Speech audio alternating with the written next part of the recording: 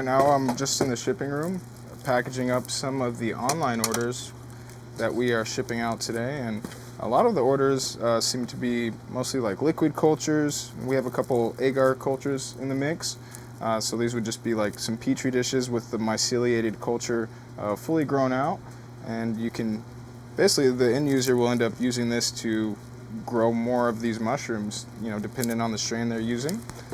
So we just want everything to arrive in good condition, so we have our little process of just packing each order up. Make sure that we do some packing paper to fill up any of the space in the box so the shipment arrives in good condition. So that, we'll get a nice piece of tape on there, and then there we have it. We'll just put this aside. So yeah, before we ship out like a petri dish or an agar culture, everything gets like a protective layer of wrapping, depending on what it is. Liquid cultures are shipped out in a sleeve, and then the agar cultures are shipped out with a shrink wrap, so it protects the petri plate or culture from any outside elements.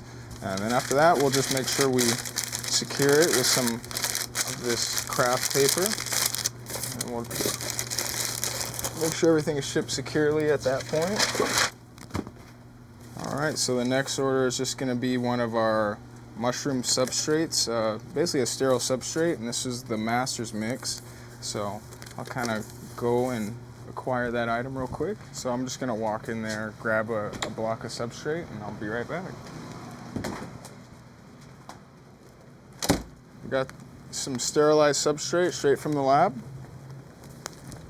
And this is just going to be used to basically grow any one of our basically gourmet wood-loving species. This substrate works great for chestnut, lion's mane, oysters, piopinos.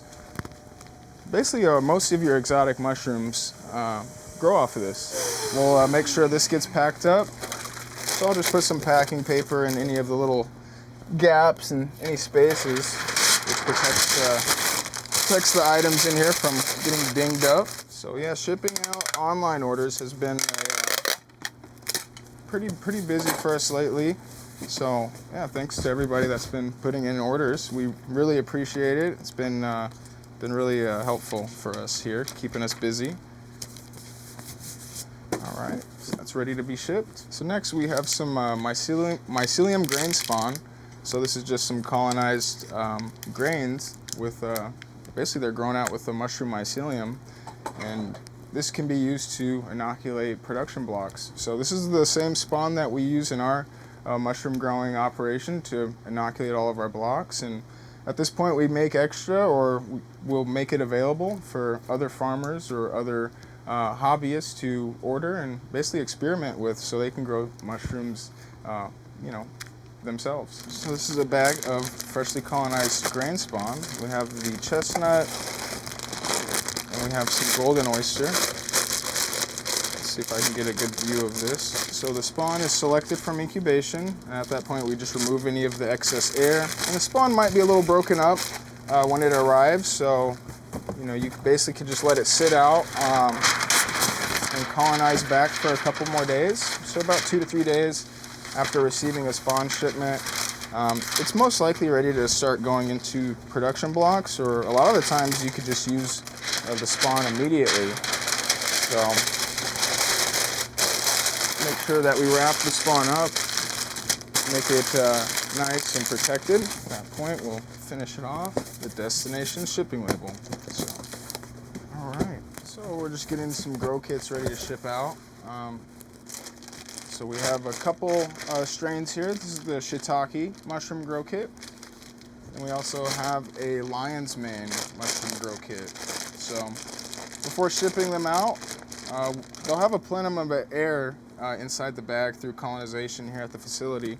But we'll go ahead and remove the air just by sucking it out through the filter patch. So that way, before it gets into transit, the block is nice and secure, and basically just helps save space so we can put them in the box real nicely. But before doing that, I'll actually prepare the grow kits with the necessary items like the instructions and humidity tents that will be needed to grow the mushrooms. So we just have a set of printed instructions. So it's just going to have some info about the initiation of the grow kit and growing the crop, and then we just have a few pictures on setup and basically just info to get you going in the right direction. So it's a real simple grow kit, the lion's mane, very beginner friendly, and they basically grow themselves once you start them. So we'll go ahead and produce the humidity tents.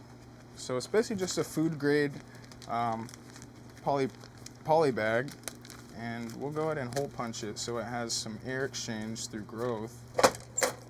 The holes just allow for the mushrooms to get adequate air exchange through growth, and you'll just use a spray bottle to basically bring the humidity tent up, mist it out really good, set your block up as according to the instructions, and basically at that point you're ready to grow. So go ahead and get these ready. So here we have the shiitake kit, and this one is going to be a little bit different.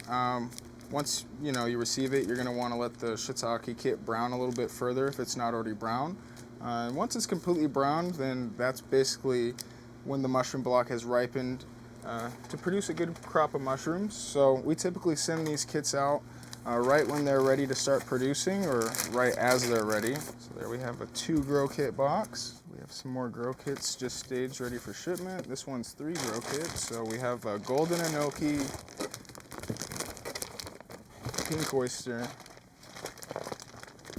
and then of course another lion's mane, which has been a consistent top seller for a while. Right. So some of our top beginner strains or beginner kits just have these stickered, basically stickered front labels, and it kind of just gives you an idea of where to cut your grow kit. Just some simple instructions as well, just 7 steps that can just be repeated as you grow out the mushrooms to get fresh crops every 10 days or so.